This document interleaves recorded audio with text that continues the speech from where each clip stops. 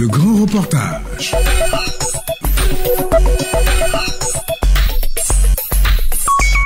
Elle était durant 2 décennies le poumon économique des régions du Nzi, de l'Ifou et du Moronou. Aujourd'hui, elle n'est plus que l'ombre d'elle-même. L'usine de textile Utexi a mis les clés sous les paillassons depuis 2017. Elle est née en novembre 1973 de la volonté de Félix Houphouët-Boigny, premier président de la Côte d'Ivoire, qui entendait lutter contre l'exode rural. Elle a fait le bonheur de plusieurs milliers de travailleurs. L'historique de cette entreprise avec l'actuel PDG de Utexi Côte d'Ivoire, Dr Konaté Vassiliki. Utexi s'inscrit un peu dans la politique dès le lendemain des indépendances par le président Félix Houphouët-Boigny, qui a voulu d'abord faire de son pays une économie forte en permettant d'avoir une production agricole en termes de matières premières suffisantes et de qualité pendant les 10 premières années après l'indépendance, de 1960 à 1970. Après 1970, il a mis en place un certain nombre d'ingrédients industriels pour pouvoir transformer donc cette matière première de qualité qu'il avait obtenue. Donc Utexi vient justement en 1973 et est bâti pour transformer le coton. Et Utexi de 1973 à 1999 a fonctionné correctement. C'est vrai, il y a eu des péripéties à partir de 1997 où il y a eu la privatisation de la CDT. Donc l'accès à la matière première n'était plus toujours évident.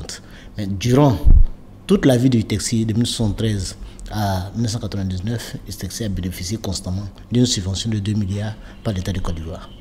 Une période de vaches grasses dont se souvient encore Aka Segui Eugène, l'un des tout premiers travailleurs de Utexi que nous avons rencontré à la Cité, quartier des travailleurs situé non loin de l'usine, à la sortie de Dimbokro à destination de Toumoudi.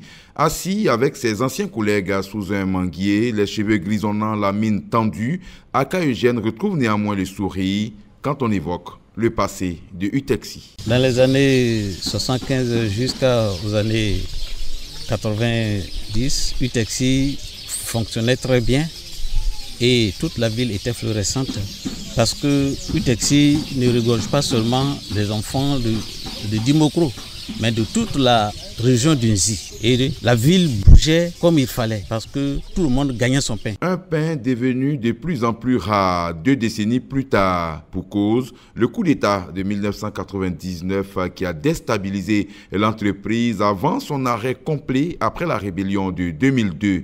Niamien a passé 28 années de sa vie dans cette entreprise. Il a été embauché en février 1974, 2 mois seulement après le démarrage de l'usine. Son parcours s'est arrêté brutalement en 2003. En avril 2003, ils nous ont fait comprendre que la fermeture du Utexi aura bel et bien lieu. Ils nous ont donné des lettres de licenciement, plus un certificat, notre certificat de travail. Et dans la lettre de licenciement, c'est dit que vraiment, en juin, 30 juin, plus précisément 30 juin 2003, à partir de ce jour, nous sommes licenciés de Utexi. Commence alors la période des vaches maigres, comme en témoignent ici les propos du vétéran Aka Eugène. C'était la grande difficulté, puisqu'on n'avait plus de ressources. Il fallait se chercher pour survivre parce qu'on n'arrivait même plus à joindre les 2 bouts. Pas de salaire et par conséquent la vie est devenue très difficile. Nous avons des enfants qui ont abandonné l'école, pas de leur volonté parce que les parents ne pouvaient plus les mettre à l'école. Il y a même des épouses qui ont quitté leur foyer parce que le mari n'arrive plus à subvenir aux besoins de la famille. Et comme si cette souffrance ne suffisait pas, certains agents licenciés n'ont pas eu entièrement leurs droits. Niamien, qui a perdu sa fille par manque de moyens, reste très amer et en veut terriblement à son ancien employeur. Il y a eu d'abord une première vague. La première vague, et ils sont partis avec leurs droits. Maintenant, la deuxième vague, nous, qui sommes restés derrière, qu'on a eu papier de licenciement plus le certificat, ils nous ont fait comprendre que bon, nos droits seront calculés et ils vont nous verser ça dans quelques jours. Quelques jours, on est resté dans ça et jusqu'à même 2005 combien, vraiment on n'est pas rentré en possession de nos droits. Et vraiment, ça a vraiment causé beaucoup de préjudice dans des foyers, vraiment dans des foyers. Parce qu'aujourd'hui, nous sommes dans les maisons, on a des bailleurs de maisons. Nous sommes dans les maisons, tu ne payes pas. Ils vont t'expulser. D'autres même ont été poursuivis judiciairement. Il y a eu beaucoup de décès.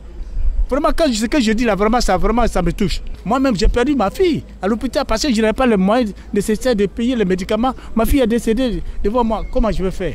Une tristesse qui illustre bien le calvaire de ces centaines d'employés. Mais en 2014, ces travailleurs se sont remis à rêver avec la reprise de l'usine par un Ivoirien, Dr Konaté Vassiliki, jeune cadre bardé de diplôme et rompu en économie. Il est en effet docteur en mathématiques, docteur en économie rurale et docteur en droit. Mais la joie ne fut que de courte durée, selon Aka Eugène. Nous avons eu une lieu d'espoir, mais malheureusement, cet espoir s'est assouvi très tôt. Parce que la gestion n'a pas été ce qu'il fallait.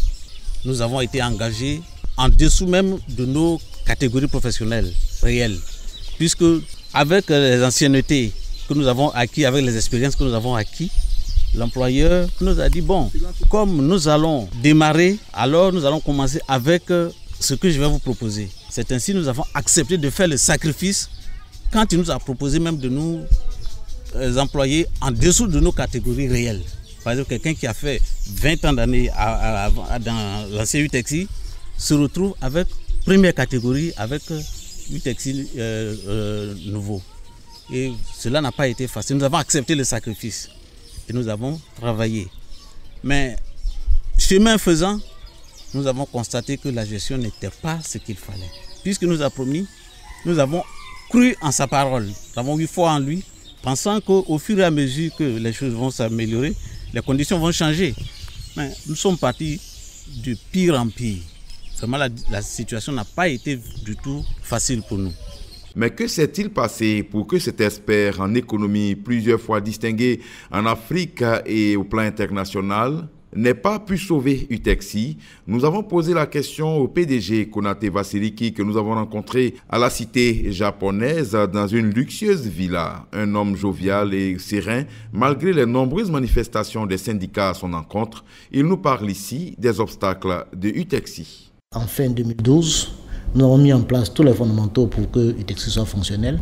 Donc à partir de 2014, nous avons créé l'entreprise UTEXI Côte d'Ivoire et on a remonter ce challenge. On est redevenu positif. On a employé près de 800 personnes. De 2014 à 2015, on a eu un progrès de façon significative, de sorte que ça nous a permis de racheter des entreprises comme Cotivo pour les remettre dans le groupe UTEXI. Donc tout allait bien, jusqu'à ce qu'en 2015, on soit frappé par 3 facteurs défavorables pour nous. 1. Il y a eu la réévaluation du SMIC, ainsi que la réévaluation de l'ensemble des salaires, que ce soit pour les agents de maîtrise ou les cadres, tout ça a été réévalué. Le deuxième impact, c'est qu'il y a eu la suppression de la prime fixe qui était accordée depuis l'indépendance pour l'électricité. Donc, les entreprises comme UTEXI, qui sont de grandes entreprises consommatrices d'électricité, payaient pratiquement la moitié du prix du kilowattheure. Donc, on a ramené ça au taux plein. Et troisième facteur, en 2015 encore, il y a eu des préoccupations majeures puisqu'on était rentré dans une phase de croissance et on avait besoin de beaucoup plus de coton. Ça a été difficile de s'approvisionner sur le marché. Vous imaginez que le coton ivoirien, à partir de 2015, a connu un essor, un rebondissement significatif. On est passé à près de 400 000 tonnes et ces 400 000 tonnes, c'est environ 200 000 tonnes de fibres. Ce qu'on nous demande, c'est environ 10%. Ce n'était plus possible. Conséquence, le 14 septembre 2017, l'entreprise ferme ensuite à une suspension de la fourniture en électricité. L'espoir disparaît au fil des mois chez les travailleurs. Une situation encore plus difficile pour des centaines de jeunes qui avaient trouvé là leur Eldorado. Le cœur meurtri, certains d'entre eux nous parlent de leur déception.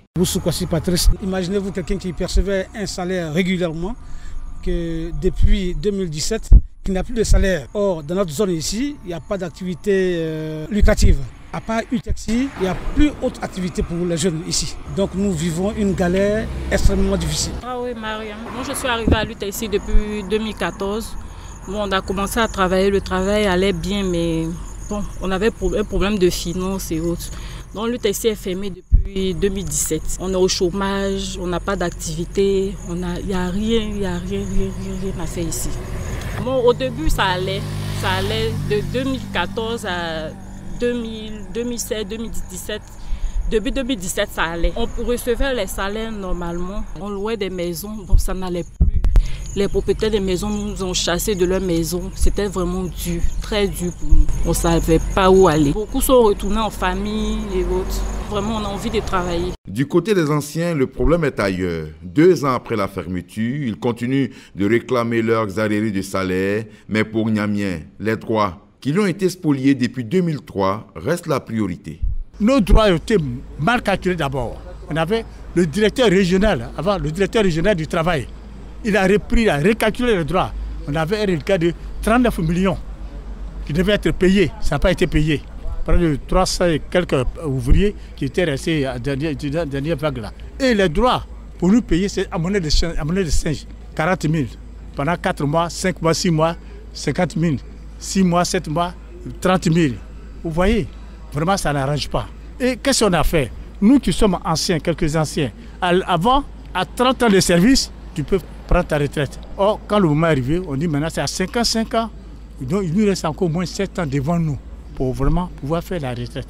Or, nos enfants qui sont au dehors, on a mis nos enfants. Donc comment faire pour sauver nos enfants? On dit de scolariser les enfants.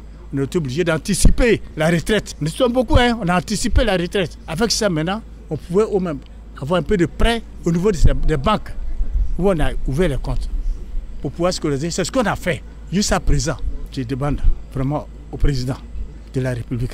C'est lui notre espoir. Donc on demande au président de régulariser notre situation. En attendant, le PDG Konaté Vassiliki recherche à 6 milliards de francs CFA pour remettre l'usine en marche. 2,5 milliards pour la dette salariale et les autres dettes aussi. Et puis il y a un certain nombre de dettes qui vont se faire, qui vont faire autour de 2,5 milliards. Il y a 2 milliards pour le fonds de roulement. Il y a environ 1,5 milliard pour renouveler un certain nombre de machines qu'il faut remplacer dans ces conditions actuelles pour redémarrer l'usine.